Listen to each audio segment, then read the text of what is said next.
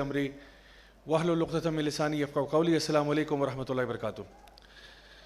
اللہ تعالیٰ کا جتنا بھی شکر ادا کیا جائے وہ کم ہے کہ اللہ تعالیٰ نے ہمیں رمضان کا مہینہ دیکھنا نصیب فرمایا, اس میں اللہ تعالیٰ کی عبادت کرنا نصیب فرمایا, قیام اللیل اور روزے رکھنا نصیب فرمایا. اور میری دعا ہے کہ اللہ تعالیٰ جو بھی ہم نے عبادات اس مہینے میں کی ہیں اللہ تعالیٰ اپنی بارگاہ میں ان کو قبول فرمائے اور ہمیں اس کا بھرپور اجر عطا فرمائے. ہمارے اعمال ٹوٹے پھوٹے ان کے مطابق نہیں بلکہ اپنی شان کے مطابق. آج ہم لوگ الحمدللہ 30واں پارہ جو ہے اس کا کچھ حصہ کور کریں گے جو کہ ہم نے ابھی کچھ دیر پہلے تراویح میں بھی سنا تھا, اور اس میں سورۃ البروج جو ہے اس کے بارے میں ہم آج ذکر کریں گے. اور یہ اللہ سبحانہ تعالیٰ اس سورہ میں ارشاد فرماتے ہیں ایک ایسا واقعہ ایک ایسی قوم کا جنہوں نے اپنے ہی لوگوں پر بہت ظلم کیا. اور میں سمجھتا ہوں کہ آج ہمارے اس کانٹیکس میں جو ہم دنیا کی صورتحال دیکھ رہے ہیں اس اعتبار سے یہ سورہ بہت ریلیونٹ ہے. تو اس لیے جب آپ اس کے اینڈ میں پہنچیں گے تو آپ کو آئیڈیا ہوگا کہ اللہ تعالیٰ ان لوگوں کے ساتھ کس طرح ڈیل کرتا ہے جو دوسروں پر ظلم کرتے ہیں. تو اللہ سبحانہ تعالیٰ فرماتے ہیں قتل اصحاب الاخدود النار ذات الوقود, کہ تباہ ہو گئے اصحاب الاخدود, وہ جو ایک انہوں نے ڈچ کھودی تھی, ایک گڑھا کھودا تھا, اس کے ارد گرد بیٹھنے والے ہلاک ہو گئے. اب یہ لوگ کون تھے؟ اس کی جو سٹوری ہے وہ اللہ تعالیٰ کے نبی صلی اللہ علیہ وسلم نے حدیث میں بیان فرمائی کہ یہ کون لوگ تھے. ایکچولی یہ جو آپ کا یمن کا علاقہ ہے یہاں پہ ایک بادشاہ ہوا کرتا تھا جس کا نام ذو النواس تھا, اور ذو النواس کا معنی ہے نواس والا, یعنی نواس کہتے تھے یہ جو آپ کے جس کو انگلش میں ڈریڈ لاکس کہتے ہیں یا جو لاکس ہوتے ہیں, دو اس کے اس طرح سے لاکس نکلے ہوئے تھے. تھا یہ ایسا پیگن کنگ تھا جس نے جوڈیزم کو ایکسیپٹ کر لیا تھا, یہودی تھا یہ, اور بہت ہی زیادہ ظالم اور جابر قسم کا شخص تھا. اور اس کے ساتھ معاملہ یہ بھی تھا کہ اس نے اپنے جو شاہی کورٹ ہوتا ہے اس کے اندر ایک جادوگر بھی رکھا ہوا تھا. اور آپ کو پتہ ہے کہ جوز جو ہیں یہ قبالہ میجک میں بلیو کرتے ہیں اور یہ اپنے اکثر کاموں کے لیے جادو کا استعمال کرتے ہیں. تو اس کے پاس ایک جادوگر بھی تھا جو اس کو مختلف چیزوں کے اوپر اس کی مدد کرتا. تو ہوا یہ کہ جادوگر کافی بوڑھا ہو چکا تھا. اس نے کہا کہ جی مجھے کوئی نیا لڑکا ایسا لا کے دو جو کہ نا جس کو میں ٹرین کروں, اپنا شاگرد بناؤں, تاکہ وہ پھر آپ کا یہ کام آگے سنبھالتا رہے گا. تو کیا ہوا کہ جس طرح لڑکوں کا اس نے ایک کمپٹیشن سا رکھا کہ جی ایک انٹری ٹیسٹ رکھا, بہت سارے نوجوان لڑکے اس میں آئے جو کہ عمر آپ کہہ لیں تقریباً یہی کوئی 13, 14, 15 سال کے. تو ان کو اس میں سے ایک لڑکا سلیکٹ ہو گیا جو بڑا ذہین تھا, اس کو سلیکٹ کر لیا گیا. اور اب ہوا یہ کہ اب وہ ڈیلی جو ہے وہ جادوگر کے پاس آتا, وہاں سے ٹیوشن لیتا تھا, یعنی جادوگر اس کو سکھاتا تھا کہ یہ کالا علم اور کالا جادو کس طرح کیا جاتا ہے. اور کرنا کیوں تھا؟ تاکہ بادشاہ کی مدد ہو سکے. اب یہ جو لڑکا تھا یہ روزانہ وہاں پہ آیا کرتا تھا, وہاں پہ ٹریول کرتا, روز آ کے وہاں سے سیکھتا. ایک دفعہ وہ وہاں چل کے آ ہی رہا تھا تو راستے میں ایک مونسٹری کے پاس سے گزرا. مونسٹری اس لیے کہہ رہا ہوں کیونکہ اس زمانے میں یہ جو لوگ تھے یہ بیسیکلی کرسچنز تھے, لیکن کرسچنز کون سے والے تھے؟ وہ جو اللہ تعالیٰ کو ایک مانتے تھے, وحدہ لا شریک مانتے تھے, توحید پر تھے. تو وہ ایک مونسٹری کے اندر ایک منک تھا, ایک عبادت کرنے والا شخص تھا, سمجھ لیں وہاں کا ایک بڑا تھا, ایک بزرگ تھا. اس کی یہ وہاں سے باتیں سنتا تو کہتا یہ باتیں بڑی زبردست باتیں کر رہا ہے, یہ بڑی شاندار باتیں کر رہا ہے اللہ رب العزت کے بارے میں. تو کبھی کبھار وہ وہاں پہ رک جاتا اور اس کی باتیں سنتا رہتا اور اسے بہت محظوظ ہوتا. اب جب وہاں پہ رکتا تو جب جادوگر کے پاس جاتا تو لیٹ پہنچتا, جادوگر وہاں پہ اس کو مارتا تھا. اور اسی طرح واپسی میں کبھی کبھار وہ اس کے ہاں رک جاتا تھوڑا سننے کے لیے, تو گھر پہنچتا تو گھر والے اس کو ڈانٹتے کہ بھئی تم کدھر رک گئے تھے, کہاں چلے گئے تھے. تو اس نے پھر اس منک سے, اس بزرگ سے پوچھ لیا کہ بھئی دیکھیں میں آپ کی باتوں سے بہت متاثر ہوتا ہوں, آپ کی باتوں میں مجھے ایک صداقت محسوس ہوتی ہے جو جادوگر کی باتوں میں محسوس نہیں ہوتی. تو میرا دل چاہتا ہے کہ میں آپ سے بھی سیکھوں, آپ جو سکھا رہے ہو علم میں آپ سے سیکھنا چاہتا ہوں, جادوگر سے بھی سیکھنا چاہتا ہوں, آپ سے بھی سیکھنا چاہتا ہوں, لیکن پھر مجھے ڈانٹیں پڑتی ہیں ادھر بھی اور ادھر بھی. تو اس بزرگ نے کہا کہ دیکھو تم جب جادوگر کے پاس جاتے ہو تو اس کو بتا دیا کرو کہ جی آج گھر والوں نے روک لیا تھا تو تم میرے پاس بیٹھ جا کرو تھوڑی دیر کے لیے. جب واپسی میں ادھر جاتے ہو تو کہہ دیا کرو آج جادوگر نے زیادہ دیر کے لیے روک دیا تھا, آج ٹیوشن میں زیادہ ٹائم لگ گیا, یہ کہہ دیا کرو. تو گھر لیٹ جاؤ گے تو وہ مائنڈ نہیں کریں گے. تو اسی طرح کئی عرصہ وہ اسی طرح سے بات چلاتا رہا, حتیٰ کہ ایک دن کیا ہوا کہ بھی وہ بڑا کنفیوز تھا کہ بھئی حق بات کدھر ہے, جادوگر کے پاس ہے یا یہ جو بزرگ ہیں یہ مجھے حق سچ بات بتا رہے ہیں. تو کیا ہوا, بازار میں ایک دن ایک کوئی جنگلی جانور, کوئی شیر ٹائپ کی چیز جو ہے وہ لوگوں کے پیچھے ان کو ہراساں کرنے میں اور ان کو جو ہے نا ڈرانے میں وہ آگے پیچھے ہو رہا تھا وہ جانور جو ہے. تو بہت سے لوگ اس کو پکڑنا چاہ رہے تھے یا مارنا چاہ رہے تھے، تو کسی کے بھی قابو وہ نہیں آ رہا تھا. تو یہ بچہ جو ہے اس نے موقع سے فائدہ اٹھاتے ہوئے اللہ تعالیٰ سے دعا کی اور کہا کہ یا اللہ اگر تو وہ جو بزرگ ہیں جن سے میں دین کا علم سیکھ رہا ہوں اگر وہ صحیح ہیں اور وہ حق پہ ہیں تو میں یہ پتھر اٹھاتا ہوں اور یہ پتھر میں اس شیر کو مارتا ہوں اور میرے پتھر مارنے سے یہ مر جائے، اور اگر جادوگر ٹھیک ہوا تو ظاہری بات ہے پھر یہ نہیں مرے گا. تو اس میں زیادہ مشکل چیز کیا ہے کہ پتھر، چھوٹے سے پتھر سے شیر پورا مر جائے جو کسی سے قابو نہیں آ رہا، کیونکہ اس کو پتہ تھا کہ حق بات جو ہے نا یہاں پہ. تو اگر یہ کرامت ہو گئی تو اس کا مطلب ہے واقعی میں وہ بات سچ تھی. تو اس نے پتھر اٹھایا، بسم اللہ پڑھا اور اس نے پتھر اس شیر کو مار دیا، شیر ادھر ہی جگہ پہ مر گیا. اب یہ جب معاملہ ہوا تو لوگوں میں بھی بڑی واہ واہ ہوئی کہ بھئی یہ بچہ کہاں سے آ گیا، یہ ہوا کیا. خیر یہ اسی بزرگ کے پاس واپس گیا اور اس نے کہا کہ جی آج یہ والا معاملہ ہوا ہے. تو اس نے آگے سے اس کو یہ کہا کہ بیٹا یہ بہت بڑی کرامت تم نے آج کر دی ہے، اللہ کے اذن سے ہوا ہے لیکن بہت بڑی کرامت ہے. اب تیار ہو جاؤ کہ تمہاری زندگی میں آزمائشیں شروع ہیں. اب تمہاری زندگی میں آزمائشوں کا سلسلہ شروع ہونے والا ہے، کیونکہ اللہ نے اگر تمہیں یہ کرامت دے دیا تو اس کا اب امتحان بھی ہوگا. بہرحال کچھ ٹائم گزرا، اللہ تعالیٰ نے اس بچے کو اور بھی کچھ خصوصیات سے نواز دیا. ایک اور کرامت یہ آ گئی کہ یہ بیماروں کا علاج کر دیتا، بسم اللہ پڑھ کے ان کے اوپر ہاتھ پھیرتا، ٹھیک ہو جاتے. اندھوں کی بینائی واپس آ جاتی، اور جن کو کوڑ کی بیماری ہوتی ہے اور کوئی بیماریاں ہوتی ہیں ان کا یہ علاج کر دیتا. تو یہ بات وبا کی طرح پورے جگہ پہ پھیل گئی کہ بھئی ایک بچہ ہے بڑا ہی ماشاءاللہ پہنچا ہوا ہے، اللہ کا نام لیتا ہے، لوگوں کو شفا بھی ہوتی ہے، بڑے عجیب و غریب جو ہے نا کرامات دکھا رہا ہے. اچھا ہوا کیا کہ یہ خبر اڑتی اڑتی بادشاہ ذوالنواس کا جو وزیر تھا ادھر تک پہنچتی ہے، اور اس کا وزیر جو ہے وہ ایک نابینا شخص ہوتا ہے. وہ اس کو جو پتہ چلتی ہے وہ کہتا ہے بھئی ٹرائی کر کے دیکھ لیتے ہیں، میرا کچھ جا تو نہیں رہا اس کے پاس جانے میں. تو وہ چلا جاتا ہے، وہاں جا کے اس سے پوچھتا ہے تو کہتا ہے کہ جو میرا علاج کر سکتے ہو؟ کہتا ہے جی میں علاج کر سکتا ہوں لیکن اللہ کے اذن سے کرتا ہوں، میرے پاس پلے خود کچھ بھی نہیں ہے، سب جو ہوگا اللہ کی رضا سے ہوگا. تو کہتا ہے پھر کرو. اس نے اس کی آنکھوں پہ ہاتھ رکھا، بسم اللہ پڑھا اور اس کی بینائی واپس آ گئی. وہ وزیر بڑا خوش ہوا. وہ واپس جب بادشاہ کے محل میں گیا تو وہاں پہ جو ہے بادشاہ نے جب اس کو دیکھا کہ بھئی یہ تو چلتا پھرتا آگے پیچھے کوئی اس کو مسئلہ نہیں ہو رہا، اس نے کہا تمہاری بینائی واپس کیسے آئی؟ اس نے کہا اللہ کی طرف سے. اس نے کہا کیا میرے علاوہ بھی کوئی خدا ہے؟ کوئی میرے علاوہ بھی کوئی ہے جس کی تم یعنی جس کو تم بڑا سمجھتے ہو؟ اس نے کہا ہاں اور میں اللہ پر ایمان لاتا ہوں اور بالکل اللہ کی بات سچ ہے، اللہ کے وعدے درست ہیں اور زندگی موت دینے والا بھی وہی ہے، شفا دینے والا بھی وہی ہے. اس نے کہا یہ تمہیں ساری باتیں کون بتا رہا ہے؟ تو اس نے پھر آگے سے بتا دیا کہ جی وہ بچہ ہے، وہ تو اللہ کا بڑا پہنچا ہوا کوئی بچہ ہے اور اللہ نے اس کو بہت نوازا ہوا ہے. اب ہوا یہ اس نے اپنے جو سیکیورٹی کے آفیسر ہیں ان کو بھیجا، گارڈز کو بھیجا اور کہا کہ اس بچے کو پکڑ کے میرے پاس لے آؤ. بچے کو وہ پکڑ کے لے کے آ گئے اور انہوں نے کہا کہ تم مجھے بتاؤ کہ تمہیں کس نے سکھایا ہے، یہ جو ساری چیزیں تم کہہ رہے ہو کس نے سکھائی ہیں؟ بچے نے بتانے سے انکار کیا. تو انہوں نے کیا کیا کہ اس وزیر کو لیا اور وزیر کو جو ہے اس کے 2 ٹکڑے کر دیے، قتل کر دیا اس کو. اب اس کو دوبارہ بچے کو ٹارچر کرنا شروع کیا. اب کہا کہ بتاؤ تمہارا استاد کون ہے؟ اور حالانکہ اس کے استاد نے اس کو بتایا تھا کہ بیٹا اگر کبھی پکڑے گئے نا تو میرا نام مت لینا، اگر کبھی پکڑے گئے میرا مت بتانا. لیکن بچے کو اتنا شدید ٹارچر کیا گیا کہ اس نے بتا دیا کہ ان بزرگ سے میں سیکھتا رہا ہوں. ان بزرگ کو پکڑ کے لے کے آئے، بچے کے سامنے کھڑا کر دیا، کہا جی تم اپنے، اس کو کہا کہ تم اپنے دین سے پھر جاؤ. ان بزرگ کو بولا کہ تم اپنے دین سے پھر جاؤ. اس نے کہا میں دین سے تو نہیں پھر سکتا. انہوں نے کیا کیا، ایک آری لی، آری ان کے سر پہ رکھی اور ان کے بیچ میں سے گزار دی، 2 ٹکڑے کر دیا ان کو. اور بچہ یہ سارا تماشا دیکھ رہا ہے. اس کے بعد کہا کہ بچے کو کہ تم اپنے دین سے پھرو. اس نے کہا میں نہیں پھروں گا اپنے دین سے، میں اپنے دین سے نہیں پھر سکتا. اس نے اپنے گارڈز کو آرڈر دیا، انہوں نے کہا اس بچے کو پکڑو اور پہاڑ کی چوٹی پہ لے جاؤ اور پہاڑ کی چوٹی سے اس کو دھکا دے دینا تاکہ یہ عبرت کا نشان بنے، سارے لوگ دیکھیں کہ میری نافرمانی کرنے والے کے ساتھ سلوک کیا ہوتا ہے. میں چاہتا ہوں کہ سب کے سامنے اس کی موت واقع ہو. گارڈز نے اس کو پکڑا، جکڑا، اس کو پکڑ کے پہاڑ کے اوپر لے کے جا رہے تھے. بچے نے اللہ تعالیٰ سے دعا کرنا شروع کی کہ اللہ میرے پاس تو کچھ نہیں ہے، جو کچھ ہے وہ تیرے پاس ہے، یا اللہ تو میرے لیے کافی ہو جا، یا اللہ تو میرے لیے کافی ہو جا. اس پہاڑ کے اوپر زلزلہ آتا ہے شدید قسم کا، سارے کے سارے سپاہی جو ہیں وہ گر جاتے ہیں، مر جاتے ہیں. یہ بچ جاتا ہے. اچھا اب یہ بچ جاتا ہے. اب اس کے پاس کتنا زبردست چانس تھا کہ یہ وہاں سے فرار ہو جاتا، بھاگ جاتا، لیکن یہ نہیں بھاگا. یہ واپس بادشاہ کے محل میں گیا اور کہا لو بھئی میں آ گیا. کیونکہ اس نے نا ایک پوائنٹ میک کرنا تھا، اس نے ایک دعوت کا کام کرنا تھا جو اس کو پتا تھا کہ جو نا اللہ تعالیٰ میرے سے کام لے گا. یہ واپس بادشاہ کے پاس چلا گیا. اس نے کہا لو جی میں آ گیا. بادشاہ نے کہا تم کیسے بچ گئے؟ اس نے کہا بس اللہ بچانے والا ہے، اللہ نے بچا لیا. اس نے پھر اپنے سپاہیوں کو بھیجا، کہا اس کو پکڑو اور اب اس دفعہ جا کے اس کے ساتھ پتھر باندھ دو اور سمندر میں پھینک کے آؤ اس کو. انہوں نے کیا کیا، اس کے ساتھ پتھر شتر باندھ دیے اور اس کو لے کے جی دریا کے اوپر جو ہے نا سمندر میں لے گئے.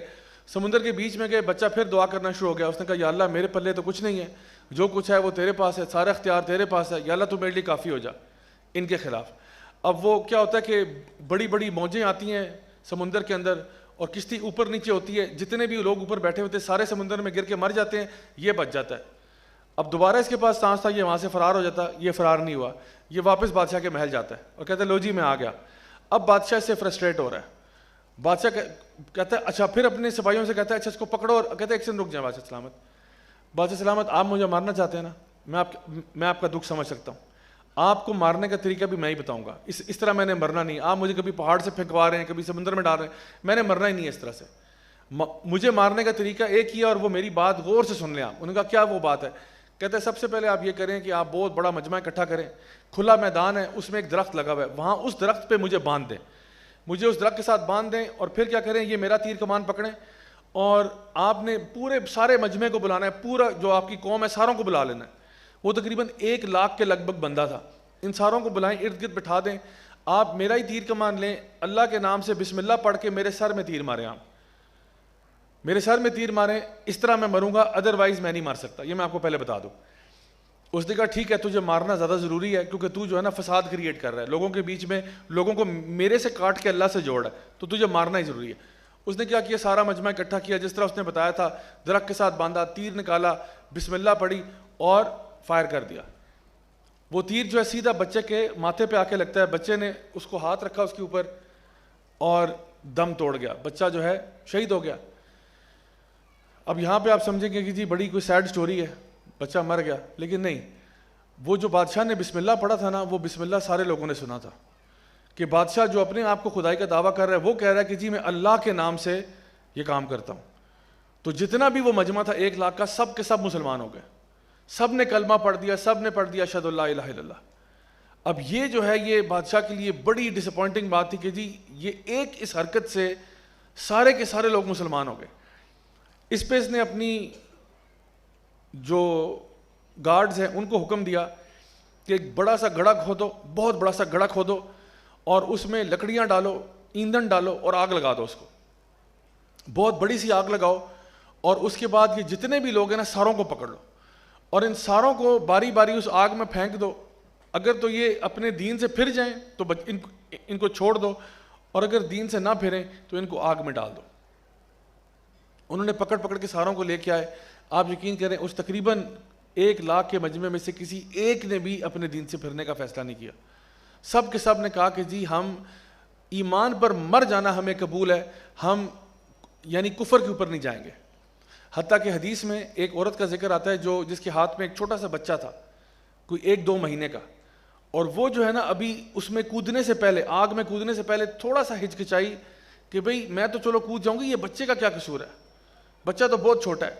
تو نبی کریم صلی اللہ علیہ وسلم نے فرمایا کہ 3 بچے جو ہیں وہ ماں کی گود سے بول پڑے تھے, ان میں سے عیسیٰ علیہ السلام بھی ہیں اور یہ بچہ بھی ہے.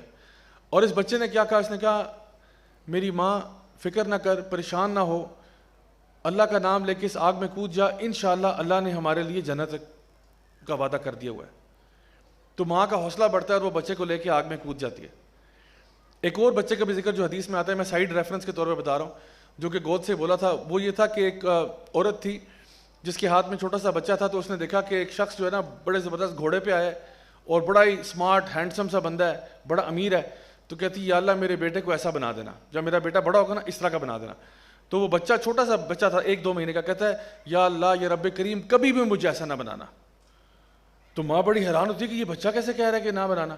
پھر ایک ایسی عورت ہوتی ہے جو بیچاری کپڑے گرد آلود ہیں, پھٹے ہوئے کپڑے ہیں اس کے, جوان لڑکی ہوتی ہے جس کو لوگ پتھر مار رہے ہوتے ہیں اور وہ بھاگ رہی ہوتی ہے, اپنی جان بچا رہی ہوتی ہے, اور لوگ اس پہ الزام لگاتے ہیں کہ یہ کوئی زانیہ ہے, لوگ اس کو پتھر مار رہے ہوتے ہیں. تو اس کی ماں جب اس کو دیکھتی کہتی ہے توبہ توبہ توبہ, یا اللہ میرے بیٹے کو اس طرح کا کبھی بھی نہ بنانا. بیٹا جو ہے بول پڑتا کہتا ہے یا اللہ مجھے بالکل ایسا بنانا. تو ماں اس کی پوچھتی ہے کہ بیٹا یہ تو کیا کر رہا ہے, میں جس کی دعا کرتی ہوں تو کہتا ہے نہیں کرو. کہتا ہے ماں تجھے کیا معلوم تھا کہ وہ جو شخص جس کے بارے میں تو نے میرے لیے دعا کی تھی کہ ایسا بنا دینا, یہ انتہائی ظالم آدمی تھا. دیکھنے میں اپیرنس میں تو بڑا ٹھیک ٹھاک تھا, لیکن اندر سے انتہائی ظالم اور جابر آدمی تھا. اور یہ وہ شخص ہے جس کو اللہ تعالیٰ نے جہنم میں ڈال دینا ہے. دنیا میں تو آپ کو نظر آ رہا ہے کہ جی بڑا سمارٹ ہے, جائے گا یہ جہنم کا ایندھن بنے گا یہ. اور پھر وہ عورت جس کے بارے میں آپ نے کہا کہ جی اس طرح کا نام بنانا. یہ عورت بالکل بے قصور تھی, اس پر غلط الزام لگا ہے, یہ اللہ سے ڈرنے والی تھی اور یہ اپنی عزت بچا کے وہاں سے نکل رہی تھی, اور یہ اللہ کے نزدیک جنتی عورت ہے. تو آپ کہہ رہی ہیں ایسا نہ بنا, میں تو جنتی بننا چاہتا ہوں اس عورت کی طرح, جس کے اوپر جو ظلم و ستم ہوا اس نے اپنا ایمان نہیں چھوڑا. تو یہ 3 لوگوں کا واقعہ آتا ہے حدیث میں. تو ان میں سے ایک بچہ کون سا تھا؟ یہ والا جو اس گڑھے میں اپنی ماں کو کہتا ہے ماں اللہ کا نام لے کے کود جا. اچھا, اللہ رب العزت قرآن مجید میں بیان فرماتے ہیں کہ جب ان ساروں کو جلا دیا, جلا کے راکھ کر دیا, تو ان کو لگا وہ لوگ کامیاب ہو گئے ہیں, لیکن اللہ تعالیٰ ان کے بارے میں کہتا ہے کہ نہیں, اصل میں کامیاب ہونے والے وہ لوگ تھے جو اس گڑھے میں جلا دیے گئے. اللہ سبحانہ تعالیٰ فرماتے ہیں یہاں پہ اذ ہم علیہ قعود, یعنی وہ لوگ جو یعنی اللہ تعالیٰ فرماتے ہیں قتل اصحاب الاخدود, تباہ ہو گئے, برباد ہو گئے اصحاب الاخدود, النار ذات الوقود, جنہوں نے اس آگ کو بھڑکایا تھا. اور پھر اذ ہم علیہ قعود, وہ اس آگ کے ارد گرد بیٹھے ہوئے تھے. قعود کا مطلب ہوتا ہے لمبی دیر کے لیے بیٹھنا, ایک ہوتا ہے جلوس تھوڑی دیر کے لیے بیٹھنا, قعود ہے لمبی دیر کے لیے بیٹھے, بس ایسے بیٹھے ہوئے دیکھ رہے تھے لوگ جل رہے ہیں, مر رہے ہیں, انجوائے کر رہے ہیں کہ لوگوں کو آگ لگ رہی ہے. وَهُمْ عَلَى مَا يَفْعَلُونَ بِالْمُؤْمِنِينَ شُهُودٌ, اور وہ گواہ تھے اس پر جو انہوں نے مومنین کے ساتھ کیا. اب دیکھیں کچھ سپاہی ہوتے ہیں نا, وہ آرڈر فالو کرتے ہیں کراہیت کے ساتھ. کچھ سپاہی ہوتے ہیں وہ آرڈر فالو کرتے ہیں کراہیت کے ساتھ. کچھ ہوتے ہیں جو کہتے ہیں with pleasure sir, with pleasure. آپ کہتے ہو یہ کام کرو, کہتے ہیں سر ود پلیجر, میرے لیے خوشی کی بات ہے کہ میں آپ کو آرڈر مانوں. تو یہ کون سے والے تھے, ود پلیجر والا یا جو جبرن بیٹھے ہوئے تھے؟ یہ سارے ود پلیجر والی پارٹی تھی. یہ خود بڑا انجوائے کر رہے تھے کہ ہم ان کو آگ لگا رہے ہیں. اور اللہ تعالیٰ فرماتے ہیں یہ گواہ تھے اس کے اوپر ہوا, یعنی کسی کی مجال نہیں ہوئی کہ ظلم ہوتے ہوئے وہ آواز لگا دیتا کہ بھئی یہ ظلم ہو رہا ہے, ہمیں اس کا حصہ نہیں بننا چاہیے. سارے وہاں پہ آرام سے تماشا دیکھتے رہے. اور اللہ تعالیٰ فرماتے ہیں وَهُمْ عَلَى مَا يَفْعَلُونَ بِالْمُؤْمِنِينَ شُهُودٌ, ان کے لیے یہ چھوٹا سا فعل تھا, یعنی عمل نہیں تھا, فعل تھا ان کے لیے. کچھ بھی نہیں جی, آگ لگا دی تو کیا ہوا, کیڑے مکوڑے جلا دیا تو کیا ہوا, ان کے لیے کچھ معنی نہیں تھے ان عوام کے. اور پھر اللہ تعالیٰ فرماتے ہیں وَمَا نَقَمُوا مِنْهُمْ إِلَّا أَن يُؤْمِنُوا بِاللَّهِ الْعَزِيزِ الْحَمِيدِ, کہ ان کا قصور کیا تھا جن کو آگ میں پھینکا گیا؟ صرف یہ کہ وہ اللہ پر ایمان لاتے تھے, جو العزیز بھی ہے اور الحمید بھی ہے. ان کا صرف اتنا قصور تھا کہ اللہ پر ایمان لائے اور ان کو آگ لگا دی تم نے, کوئی اور قصور نہیں تھا ان کا. الذی لہ ملک السماوات والارض واللہ علی کل شیء شہید, یقیناً اللہ تعالیٰ وہ ہے جس کا سب کچھ ہے زمین و آسمان میں, اور اللہ ہر چیز پر گواہ ہے, ہر چیز پر شاہد ہے. اللہ گواہ ہے, اللہ نے دیکھ لیا جو کچھ ہوا ہے. آپ کو لگتا ہے آپ نے یہ گناہ کر کے آپ فرار ہو جائیں گے, آپ کو لگتا ہے آپ ظلم کر کے بچ جائیں گے؟ کس دنیا میں آپ کو لگتا ہے ایسا ممکن ہو سکتا ہے کہ اللہ کی زمین پر تم گناہ کرو, اللہ کی زمین پر تم ظلم کرو اور بچ کے نکل جاؤ؟ سوال ہی پیدا نہیں ہوتا. اللہ دیکھ رہا ہے تمہیں, اللہ تمہاری ہر حرکت کو دیکھ رہا ہے. اللہ تعالیٰ فرماتے ہیں اب یہ ایک جنرل سٹیٹمنٹ آ رہا ہے اور یہ میں کہتا ہوں ہم سب کے لیے. اللہ تعالیٰ کے فرماتے ہیں ان الذین فتنوا المؤمنین والمؤمنات ثم لم یتوبوا فلہم عذاب جہنم ولہم عذاب الحریق. اللہ تعالیٰ فرماتے ہیں یقیناً وہ لوگ جو مومنین مرد اور عورتوں کو فتنے میں ڈالتے ہیں. اب یہ ان کی بات نہیں ہو رہی, ابھی ہماری بات بھی ہو رہی ہے. یقیناً جو لوگ بھی مومنین مرد اور عورتوں کو فتنے میں ڈالتے ہیں, ثم لم یتوبوا, اور توبہ نہیں کرتے, فتنے میں ڈالتے ہیں اور کبھی توبہ نہیں کی, یعنی کہ اگر توبہ کر لیتے تو اللہ معاف کر دیتا, لیکن توبہ نہیں کرتے, فلہم عذاب جہنم, ان کے لیے ڈبل عذاب ہے. ایک تو ان کو جہنم کا عذاب ملے گا, اور دوسرا ولہم عذاب الحریق, اور خاص طور پر ان کے لیے عذاب حریق کا بندوبست کیا گیا. حرکہ کہتے ہیں کسی چیز کے بھڑک جانے کو, یعنی جہنم کا عذاب تو ہے ہی ہے نا, جہنم میں جو کچھ عذاب ہے, وہاں کا جو کھانا ہے, وہاں کا جو پینا ہے, وہاں کا جو رہنا ہے, وہاں کا جو لباس ہے, وہ سارے عذاب جہنم کے ہیں. جہنم کے عذابوں پہ پورا لیکچر دیا جا سکتا ہے کہ کون کون سے عذاب جہنم کے ہیں, کس کس طرح سے انسان کو پنش جہنم میں کیا جائے گا. نبی کریم صلی اللہ علیہ وسلم کی حدیث ہے نا کہ جو بندہ خودکشی کر کے مرتا ہے, جس طرح وہ خودکشی کرتا ہے اسی طرح عذاب اس کو جہنم میں دیا جائے گا. سمجھ آ رہی میری بات؟ پھر وہ آتا ہے جس نے سود لیا ہوگا اس کو کیا عذاب دیا جا رہا ہوگا, جس نے جو ہے وہ قطع تعلقی کی ہوگی اس کو کیا عذاب دیا جا رہا ہوگا, جس نے جو ہے وہ زنا کیا ہوگا اس کو کیا عذاب دیا جا رہا ہوگا. یہ مختلف عذاب ہیں. جہنم کو پلیز ایسا مت سمجھیں کہ بس آگ کا عذاب ہے, اور یہ جہنم میں ہر بندے کے حساب سے کسٹمائزڈ عذاب ہے, ہر بندے کے گناہ کے ساتھ ساتھ ملتا جلتا عذاب ہے. اب جو لوگ یعنی جن لوگوں نے زنا کیا ہے ان کو ایک تندور میں برہنہ حالت میں ڈالا جائے گا. کیوں؟ کیونکہ جب پورا جسم لذت محسوس کرتا ہے نا, اب پورے جسم کو آگ لگے گی. جس نے قرآن کو پڑھا لیکن عمل نہیں کیا اس کے سر کے اوپر پتھر مارا جا رہا ہوگا, اس کا سر پچک جائے گا, پھر دوبارہ اگائے گا, پھر پچک جائے گا, پھر دوبارہ اگائے گا. بار بار ایسا ہوگا.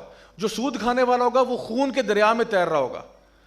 ایک عذاب اس کے لیے کیا ہے, خون کے دریا میں تیرے گا اور اس کے منہ پہ پتھر مارا جائے گا, اور وہ پتھر اتنی زور سے اس کو لگے گا کہ وہ دریا کے بیچ میں پہنچ جائے گا. پھر وہ پتھر اپنے منہ میں دبا کے لے کے آئے گا, اور پھر کیا کرے گا, وہ وہاں پہ جو ہے نا کنارے پہ رکھے گا, وہ کنارے سے دوبارہ پتھر اٹھا کے اس کے منہ پہ ماریں گے, دور اڑتا ہوا جائے گا وہ.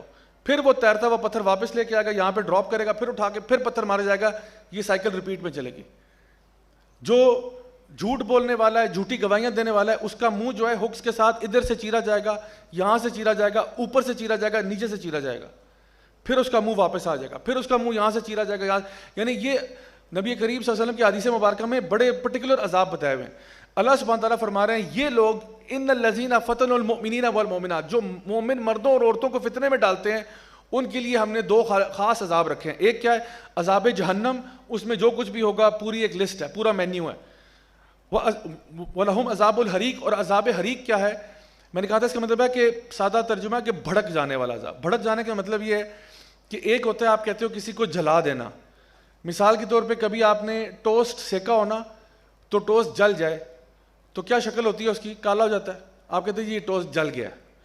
آپ روٹی بنا رہے تھے, روٹی جل گئی. کوئی چیز اوون میں تھی, پیزا بنا رہے تھے, پیزا جل گیا, تو کیا ہوتا ہے, کالا ہو جاتا ہے.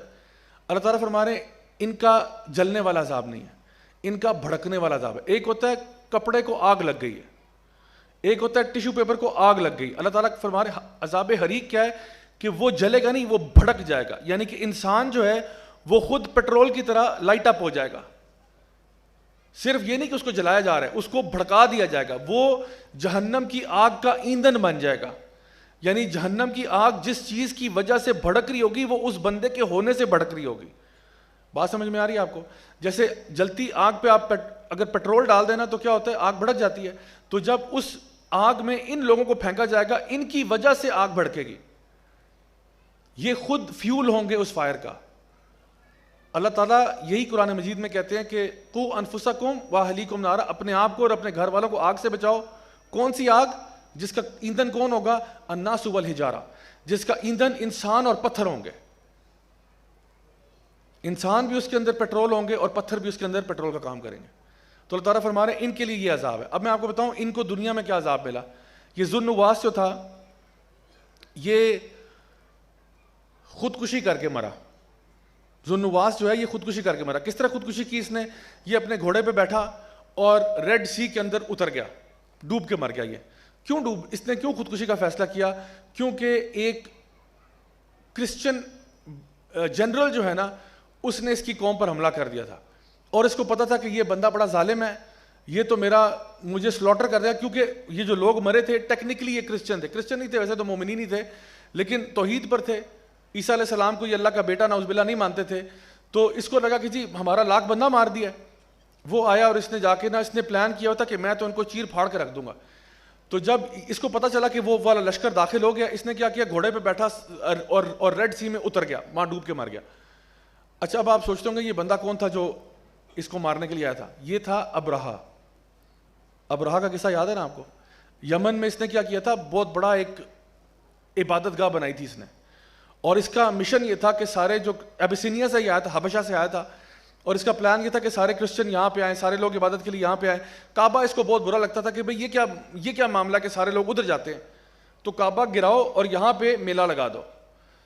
تو یہ جو ابرہا تھا یہ بیسکلی اس نے جا کے ان کے سارے سولجرز کو مار دیا, بری طرح مارا, سلوٹر کیا ان کو. اور ذو النواس تو ویسے ہی جو ہے نا وہ ڈوب کے مر گیا پانی کے اندر. تو یہ دیکھیں وہ کہتے ہیں نا what goes around comes around. آپ کو لگتا ہے آپ دنیا میں ظلم کر کے فرار ہو جائیں گے, اللہ تعالیٰ کبھی کبھار ایک اور ظالم پیدا کر دیتا ہے آپ کو دنیا سے صفحہ ایسی سے مٹانے کے لیے, اور پھر اس کا معاملہ اللہ تعالیٰ خود دیکھ لیتے ہیں کہ اس کے ساتھ کیا کرنا ہے. تو یہ اس کا معاملہ دنیا میں ہوا. اللہ تعالیٰ یہاں پہ ارشاد فرما رہے ہیں کہ اب ان کے لیے جو جہنم میں عذاب ہے وہ یہ ہے. اب دیکھیے یہاں پہ کہا جا رہا ہے ان الذین فتنوا المؤمنین والمؤمنات. اب جو بھی مومن مردوں کو اور عورتوں کو فتنے میں ڈالے گا. اب ہم خود سوچیں کہ کیا ہم اپنے گھروں میں, اپنے ورک پلیس میں, اپنے کالج میں, اپنی یونیورسٹی میں مومن مردوں اور عورتوں کو فتنے میں تو نہیں ڈال رہے؟ فتنے میں ڈالنا کیا ہے؟ ان کے لیے دین پہ چلنا مشکل بنا دینا. ایک لڑکی مثال کے طور پہ عبایا لیتی ہے, حجاب کرتی ہے, کتنے ہی مسلمان ہوتے ہیں اس کو اس پہ ٹوکتے ہیں کہ یہ تم نے کیا حالت بنا لی ہے, یہ تم نے کیا کیا. کیا کر رہے ہیں؟ مومنین کو فتنے میں ڈال رہے ہیں کہ وہ اس سے ہٹ جائیں. ایک لڑکا ماشاءاللہ مسجد جانا شروع کرتا ہے, نمازی ہوتا ہے, پرہیزگار ہوتا ہے, اس کو لوگ تانے دیتے ہیں تو مولوی ہو گیا. اور ان کے لیے اسلام پر چلنا مشکل کر دیتے ہیں. کئی اسکولس کے اندر، کالجز کے اندر ہمارے پاس کتنے بچے ہیں اور بچیاں ہیں جو ہمیں میسج کر کے بتاتے ہیں کہ جی ہم فلاں ایونٹ کرنا چاہ رہے تھے دینی والا، وہ تو کینسل کروا دیا، اس پہ تو ہمیں ڈانٹ پڑی، ایکسپیل ہونے کی دھمکیاں دی گئیں. لیکن جب فلاں کا کانسرٹ رکھوانا تھا اس میں ہمیں ساروں کو انوائٹ کیا اور کہا کہ بالکل کرو. پھر یہ ڈانس پارٹی رکھوائی، پھر ویلنٹائنس ڈے منایا، پھر ہیلووین منائی. کیا کر رہے ہو؟ مومنین کو فتنے میں ڈال رہے ہو کہ یہ اپنے دین سے ہٹ جائیں.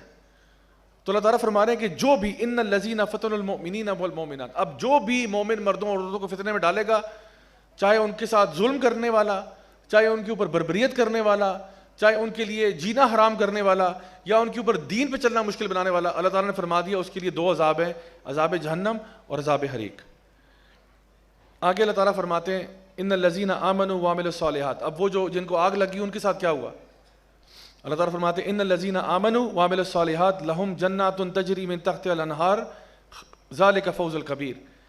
یقیناً جو لوگ جو ایمان لائے اور نیک اعمال کیے ان کے لیے ہی تو جنت ہے جس کے نیچے نہریں بہتی ہوں گی، اور یہی سب سے بڑی کامیابی ہے.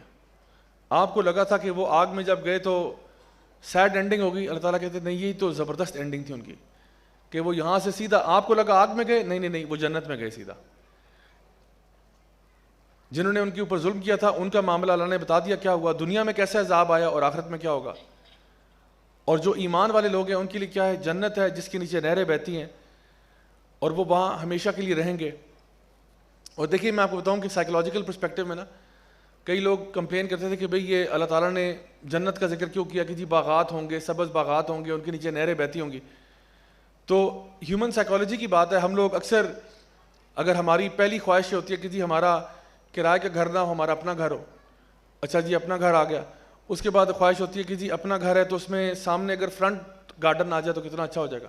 چلیں جی فرنٹ گارڈن آ گیا، اچھا بیک گارڈن بھی ہو جائے تو کتنا اچھا ہو جائے گا. گرینری ہونی چاہیے نا. چلو بیک گارڈن بھی آ گیا، اب کیا چاہتے ہو آپ؟ پھر کہتے ہیں اچھا اس میں سوئمنگ پول نہیں ہو سکتا؟ سوئمنگ پول کریں گے تو پرائس اور بڑھ جائے گی. کیا کوئی راکری بنا دیں جہاں پہ پانی بہہ رہا ہو؟ آپ کسی 5 اسٹار ہوٹل وغیرہ میں جاتے ہیں تو اکثر انہوں نے بھی کوئی پانی کے بہاؤ کی چیز رکھی ہوتی ہے کہ پیچھے جو ہے نا وہ کوئی اسکرین لگی ہوگی گلاس جہاں پہ پانی بہ رہا ہوگا، یا وہ آواز آ رہی ہوگی پانی کے بہنے کی، یا کوئی چشمہ ہوگا یا کوئی فاؤنٹن ہوگا. تو یہ کیا آبسیشن ہے انسانوں کا پانی کے ساتھ. پانی اور گرینری جو نا یہ تھیراپیوٹک ہے، فرام اے سائیکولوجیکل پرسپیکٹو یہ بڑی تھیراپیوٹک چیزیں ہیں، آپ کو ریلیکس کر دیتی ہیں، آپ کو ڈیٹاکس کر دیتی ہیں. اب تو باقاعدہ سائیکالوجسٹ کہتے ہیں کہ جی آپ کو گرین ٹائم چاہیے زندگی میں، اسکرین ٹائم نہیں چاہیے، گرین ٹائم چاہیے. اسکرینوں کو چھوڑو اور سبزے میں جاؤ، چیزیں دیکھو، اپنی آنکھوں کو ٹھنڈ پڑواؤ. تمہاری باڈی کی یہ ریکوائرمنٹ ہے. پانی کے پاس بیٹھو، ریلیکس ہو جاؤ. تو اللہ تعالیٰ فرما رہے ہیں ایک ہمیں صرف بتانے کے لیے کہ ان کے لیے کیا ہے، جنات تجری من تحتها الانہار. ان کے لیے باغات ہوں گے، بڑے بڑے باغات ہوں گے سرسبز و شاداب، جن کے نیچے سے نہریں بہتی ہوں گی. یعنی کہ واٹر فال والی پراپرٹی ہے، واٹر فلوئنگ واٹر والی ریل اسٹیٹ ہے. یعنی ایک ہوتا ہے نا کہ اسٹل باڈی آف واٹر ہے، وہ بھی بڑا خاص ہوتا ہے، لیکن بہتا پانی مل جائے تو کیا ہی بات ہے. تو یہ اللہ تعالیٰ ان کے لیے کہہ رہے ہیں کہ ان کو سب سے لگژوریس انوائرمنٹ ہم دیں گے. دنیا میں جو بھی ان کی مشکلیں تھیں ان کے عوض ان کو سب سے اچھا انوائرمنٹ بھی دیں گے، اور سب سے بڑی کامیابی ہے، فوز الکبیر ہے. اور پھر آگے فرمائے ان بطش ربک لشدید، یقیناً اللہ کی پکڑ بڑی سخت ہے. انہ ہوا یبدی و یعید، اور اللہ تعالیٰ جس نے پہلے پیدا کیا تھا وہ دوبارہ بھی کر سکتا ہے. وہ کہتے تھے نا کہ جی ہم مر کے دوبارہ کیسے اٹھیں گے، اللہ کہتا ہے جو پہلے پیدا کر سکتا ہے وہ دوبارہ بھی کر سکتا ہے. وہو الغفور الودود، وہ بہت معاف کرنے والا بھی ہے، بہت پیار کرنے والا بھی ہے. ذو العرش المجید، اس عرش عظیم کا مالک بھی ہے. فعال لما یرید، اللہ جو چاہتا ہے وہ کرتا ہے، اور کوئی ایسا شخص نہیں جو اللہ کو روک سکے جو اللہ تعالیٰ کرنا چاہتا ہے اس میں. تو اللہ تعالیٰ نے نا اپنا ذرا تعارف بھی کرا دیا کہ ان کیس آپ بھول گئے ہو کہ اللہ کی ذات کون ہے. اللہ کون ہے؟ فعال لما یرید. اللہ تعالیٰ کوئی ایسا نہیں ہے کہ جو خود عمل نہیں کرتا، اللہ خود عمل کر سکتا ہے، اللہ خود ایکشن لے سکتا ہے، اللہ خود چیزوں کو دیکھتا ہے، اللہ اس پہ سو موٹو لے لیتا ہے. کسی کو کہنے کی ضرورت نہیں، آپ دعا نہ بھی کریں نا اللہ دیکھ رہا ہے. جہاں پہ ظلم ہوا ہے اللہ کو پتہ ہے ظلم ہوا ہے، اور اللہ بدلہ لینے والا ہے. اللہ کی پکڑ سب سے سخت ہے. یہ اللہ تعالیٰ نا وارننگ دے رہے ہیں. اور آپ کو پتہ ہے یہ جب سورہ نازل ہوئی تو مشرکین مکہ بھی یہ پڑھ رہے تھے نا، مشرکین مکہ کے بھی کانوں میں یہ سورہ پڑھ رہی تھی. تو ان کو کیا پیغام دیا جا رہا ہے کہ تم جو نبی کریم صلی اللہ علیہ وسلم کے ساتھ کر رہے ہو، صحابہ کے ساتھ کر رہے ہو، سیدنا بلال کے ساتھ جو تم سلوک کر رہے ہو، خباب بن ارد کے ساتھ جو تم کر رہے ہو، عمار بن یاسر کے ساتھ جو تم کر رہے ہو، سیدہ سمیہ کے ساتھ جو تم نے حرکت کی ہے، اللہ تعالیٰ دیکھ رہا ہے اور تمہارا انجام ہوگا اور برا ہی ہوگا، یاد رکھ لو یہ بات. اور پھر کیا ہوا؟ یہی ہوا جو آپ کے سامنے ہے، بدر بھی ہوئی، احد بھی ہوئی، اور نبی کریم صلی اللہ علیہ وسلم نے پھر بددعائیں بھی کی ان کے لیے کہ ان کو تباہ کر دے، اور پھر جو کچھ ہوا وہ آپ کے سامنے ہے۔ فتح مکہ بھی ہوئی، اور یہ پھر ان کے پاؤں بھی پڑ گیا آ کے کہ جی اب ہمیں معاف کر دیں۔ تو یاد رکھیں اللہ تعالیٰ جو ہے نا وہ اس چیز پر پورا قادر ہے کہ جو لوگ بھی اللہ کے بندوں کے ساتھ ظلم و زیادتی کرنے والے ہیں، اللہ تعالیٰ ان کو شدید طریقے سے پکڑ سکتا ہے۔ تو اس لیے ہمیں ہمیشہ چاہیے کہ خود دین پر قائم رہیں، جتنی بھی مشکلیں ہو جائیں، جتنی بھی پریشانی ہو جائیں، کبھی بھی الذین آمنوا وعملوا الصالحات کی صف سے باہر نہ نکلیں، مشکلات پر صبر کریں، اور جان لیں یہ بات، گارنٹی سے یہ بات جان لیں کہ جو لوگ بھی ظلم کرنے والے ہیں اللہ کبھی ان کو ایسے نہیں جانے دے گا۔ ہو سکتا ہے آپ کو لگا ہو کہ جی ظلم والوں کو پکڑنے میں تاخیر ہو رہی ہے، تاخیر نہیں ہوتی، دیر ہوتی ہے، اندھیر نہیں ہو جاتی۔ اللہ تعالیٰ کو پتہ ہے، اللہ تعالیٰ اسی لیے کہہ رہا ہے کہ اللہ تعالیٰ ہر چیز پر شاہد ہے۔ تو اس لیے ہمیشہ نیکی والے کام کرنا، اور ہمیشہ یہ اس بات پر ڈٹ جانا کہ ہم نے کبھی بھی کسی بھی سچویشن میں اللہ سے امید نہیں ہارنی۔ اللہ کے بارے میں نا امید نہیں ہونا، یہ بذات خود ایک ایکٹ آف کفر ہے کہ اللہ کے بارے میں نا امید ہو جائے کہ اللہ اتنی مصیبتیں ہیں۔ تو اب آپ جو بھی حالات دیکھ رہے ہیں، مثال کے طور پہ فلسطین میں، غزہ میں، یقیناً ہمارا دل پھٹتا ہے اس طرح کے معاملات دیکھ کر، ویڈیوز دیکھ کر، لیکن یقین کریں اللہ کی پکڑ بڑی سخت ہے، اور کبھی بھی ایسا نہیں ہوگا، جان لیجیے کبھی بھی ایسا نہیں ہوگا کہ ظالم بچ کے نکل جائے۔ یہ ہو ہی نہیں سکتا، یہ اللہ کی سنت ہی نہیں ہے کہ ظالم بچ کے نکل جائے، یہ کبھی بھی نہیں ہو سکتا۔ اور جو لوگ ظالم یہ باتیں سنتے ہیں نا، ان کو اس پہ رک جانا چاہیے کہ میں اللہ سے اوپر نہیں ہوں، میں اللہ سے اوپر نہیں ہوں۔ اللہ تعالیٰ ہم سب کو ہمیشہ نیک عمل کرنے کی توفیق عطا فرمائے، ہماری غلطیاں کوتاہیاں گناہوں کو معاف فرمائے، اور ہمیشہ ہمارے دلوں کو، ہمارے گھروں کو قرآن کے نور سے منور فرمائے۔ جو بھی ہم نے عبادات کی اللہ تعالیٰ اپنی بارگاہ میں قبول فرمائے، اور اس کا بھرپور جزائے خیر عطا فرمائے۔ جزاکم اللہ خیرا، والسلام علیکم ورحمۃ اللہ وبرکاتہ۔